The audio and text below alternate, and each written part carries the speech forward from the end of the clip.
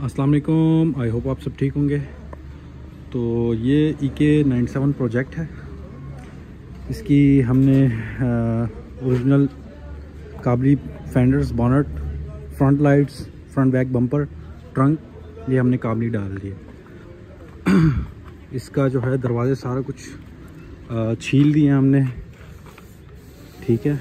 और इंशाल्लाह आपको मज़ीद अपडेट देंगे, इसके ऊपर भी इंशाल्लाह फिनिशिंग लाएंगे लाइक फैक्ट्री कंडीशन में। इसका फ़र्श में भी काम कर लिया हमने।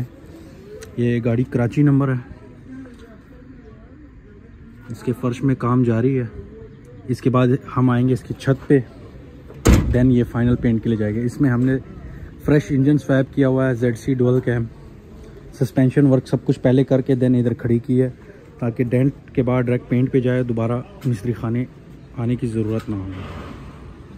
आपको मज़ीद अपडेट देते रहेंगे इसके रिलेटेड इंशाल्लाह। तब तक के लिए